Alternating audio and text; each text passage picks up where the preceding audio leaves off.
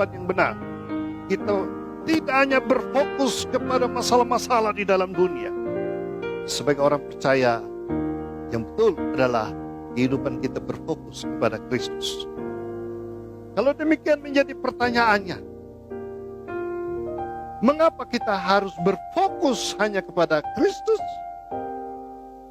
Kalau kita mempelajari Alkitab, mempelajari firman Tuhan, saudara-saudara, seputar dari penderitaan Kristus sampai pada kebangkitannya, maka kita akan menemukan 5 keunikan yang ada pada Kristus yang harusnya menjadi fokus kehidupan kita.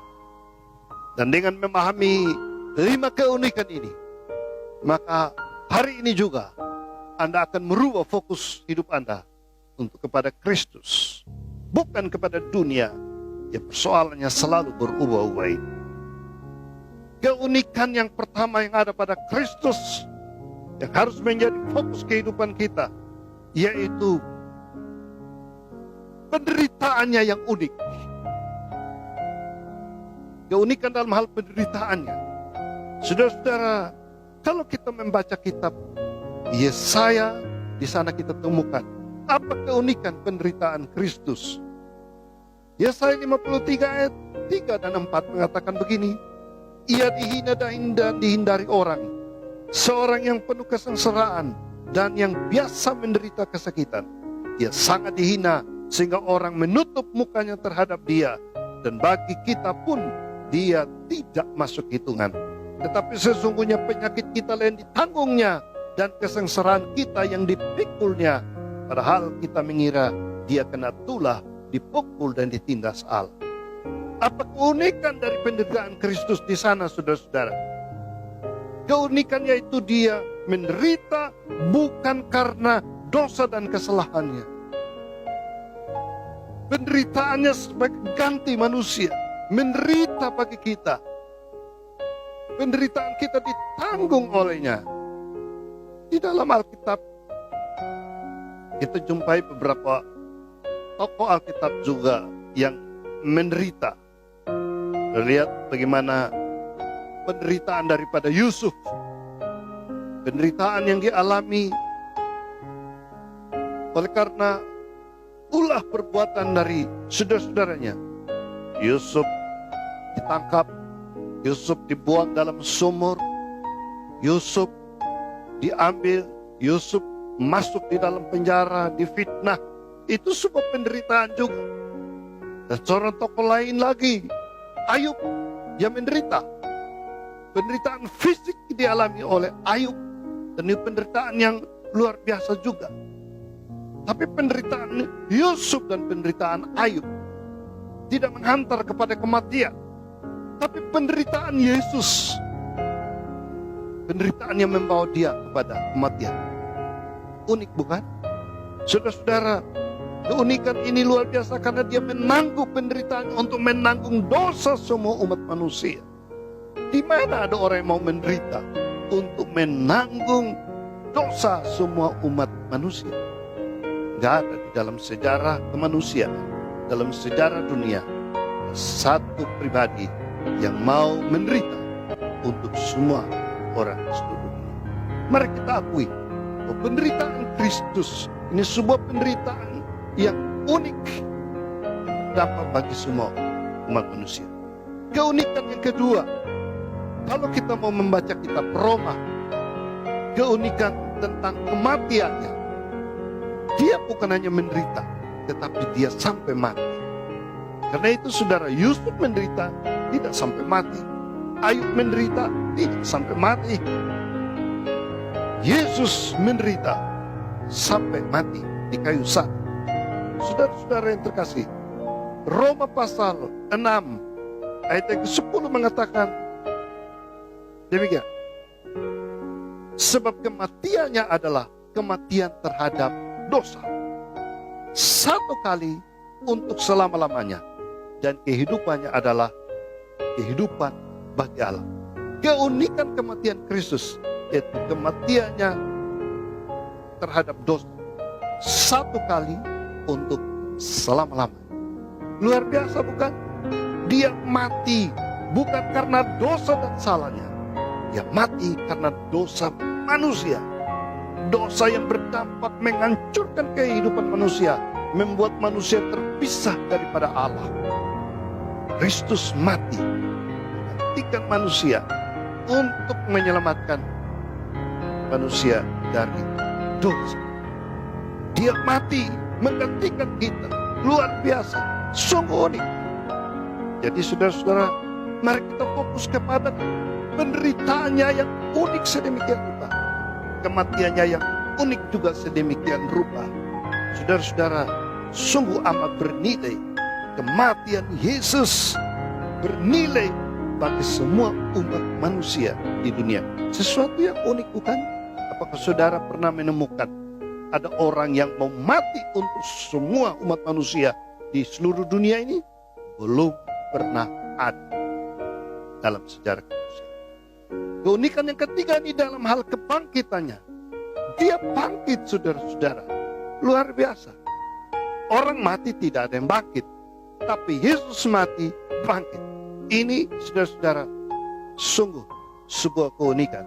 Dan kalau kita mempelajari dalam 1 Korintus pasal 15 ayat 14, demikian dikatakan, tetapi andai kata Kristus tidak dibangkitkan, maka sia-sialah pemberitaan kami dan sia-sialah juga kepercayaan kamu.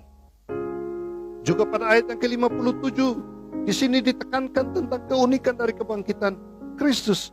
Tetapi syukur kepada Allah yang telah memberikan kepada kita kemenangan oleh Yesus Kristus Tuhan kita. Dia telah bangkit, saudara-saudara. Kebangkitan Kristus itu satu berita yang unik. Karena itu dia bangkit untuk menyatakan kemenangan.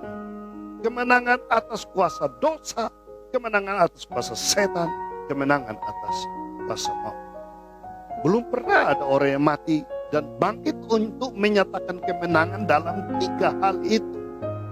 Saudara lihat dalam kesaksian atau pengalaman ada orang yang mati, mungkin mati suri dan bangkit.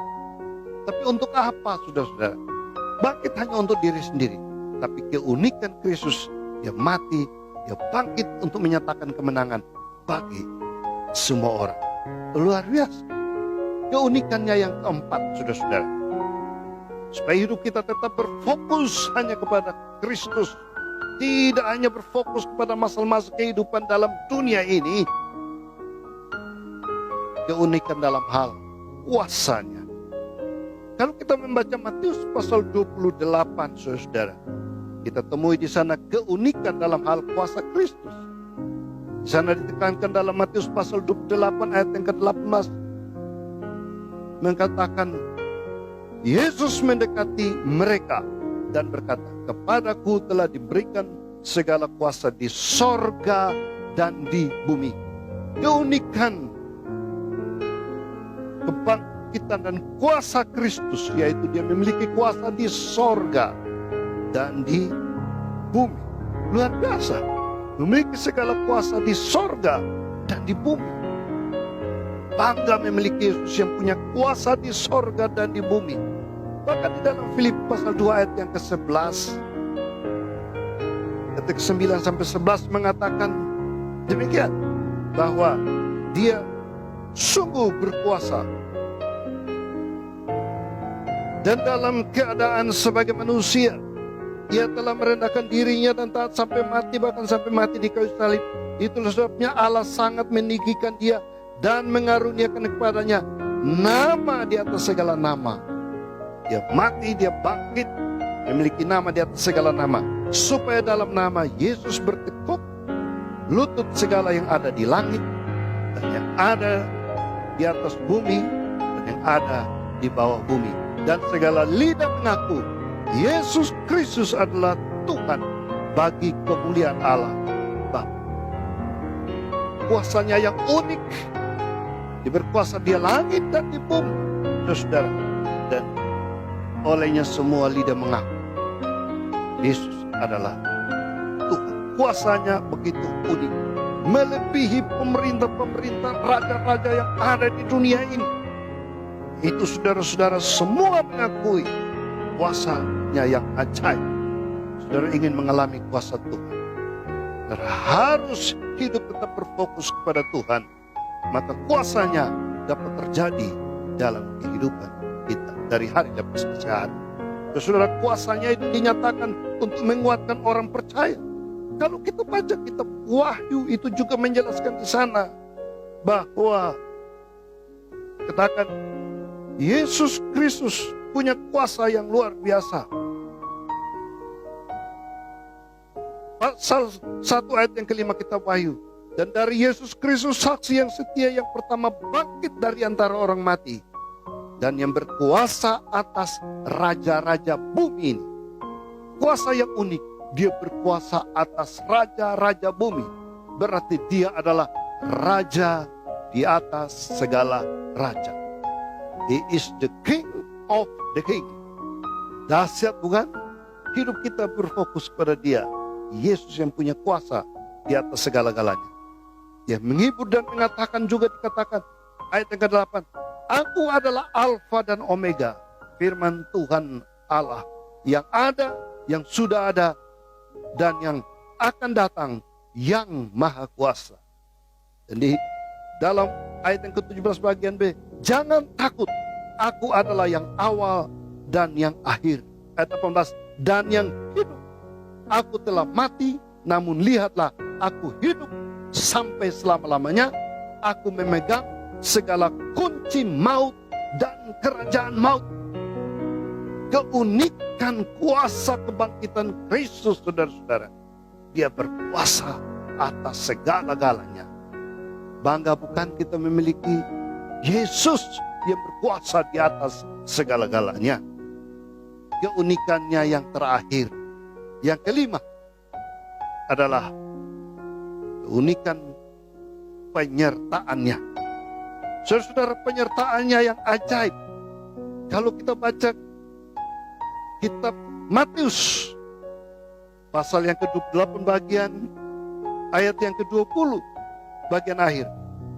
Dan ketahuilah aku menyertai kamu senantiasa sampai kepada akhir zaman. Saudara, penyertaannya yang ajaib ini. Dia hidup, dia Alfa dan Omega. Dia menyertai kita sampai akhir zaman. Kalau kita pada zaman milenial ini, kalau kita pada tahun 2020 ini, kalau kita pada zaman-zaman akhir ini, dengar di tengah dalam dunia ada banyak masalah-masalah yang diperhadapkan kepada kehidupan umat manusia. Sebenarnya kita tidak perlu takut. Ada pribadi yang unik yang menyertai kita. Kuasanya tidak pernah berubah. Aku menyertai kamu senantiasa sampai akhir zaman. Penulis Ibrani menekankan dalam Ibrani pasal 13 ayat 8 mengatakan, Yesus Kristus tidak berubah. Kemarin, dahulu, sekarang, sampai selama-lamanya. Karena itu Bapak Ibu, mari kita berfokus. Hidup kita berfokus hanya kepada Kristus. Dan bukan hanya pada virus corona. Dan bukan hanya pada masalah-masalah yang ada di dalam dunia. Yang sekarang ini sedang diperhadapkan kepada semua orang. Sebagai orang percaya, sebagai anak-anak Tuhan, kuat di dalam iman, fokuskan hidup kepada Kristus, maka kita tetap memiliki kekuatan, kuat di tengah badai apapun juga. Mari kita tunduk kepala dan berdoa. Bapa di sorga, hari ini kami sungguh bersyukur pelajari firman-Mu yang luar biasa, yang menyatakan 5 keunikan Yesus Kristus yang menjadi fokus kehidupan kami. Kami ambil keputusan sekarang untuk mengubah fokus kehidupan, bukan lagi kepada masalah-masalah di dalam dunia ini, tapi fokus kepada Kristus yang hidup bersama kami di tengah-tengah dunia yang berdosa ini, ya Tuhan. Sungguh terima kasih, kami bangga bersyukur bahwa Yesus yang telah menderita, Yesus yang telah mati, Yesus yang telah bangkit, kuasanya yang tidak pernah berubah, dan menyertai kami sampai pada hari ini. Dengan dasar ini kami datang membawa segala masalah-masalah kehidupan kami. Setiap kami yang telah mendengar firman Tuhan, dimanapun berada, doa Tuhan menjamah, menolong, memberkati, menyertai kami dalam setiap pergumulan. Itu adalah janji Tuhan. Karena itu Bapa, kami berdoa supaya kehadiran-Mu ya Tuhan bagi setiap pribadi, setiap keluarga dimanapun berada. Saat ini juga kekuatan Tuhan bagi mereka, memiliki semangat roh yang berkobar-kobar, iman yang teguh pada Tuhan Yesus Kristus yang tidak berubah. Kehadiran Tuhan akan disertai dengan sukacita, damai dan sejahtera, dimampukan untuk menghadapi segala perkara, dan dengan iman kami boleh menyatakan segala perkara dapat kami tanggung di dalam Tuhan yang memberikan kekuatan. Terima kasih Bapa, karena itu masalah-masalah kami Tuhan tahu. Tuhan sanggup menyatakan pertolongan-Mu, kuasa-Mu untuk menyembuhkan, kuasa-Mu untuk menolong, kuasa-Mu untuk memberkati kami. Kita berdoa untuk situasi di sekeliling kami, situasi di tengah bangsa dan negara kami yang sedang bergumul dengan ancaman virus dan banyak orang berada dalam ketakutan dan kegelisahan hidup. Tuhan, berikanlah hikmat-Mu, penyertaan kuasa-Mu bagi para pemimpin kami yang sedang menangani persoalan bangsa ini. Percaya Tuhan menyertai hamba-hamba Tuhan yang sedang memberitakan firman Tuhan, menguatkan iman anak-anak Tuhan dimanapun berada. Pemberitaan demi pemberitaan kami serahkan dalam tangan Tuhan. Sebagai bentuk-bentuk pelayanan, kami menyerahkan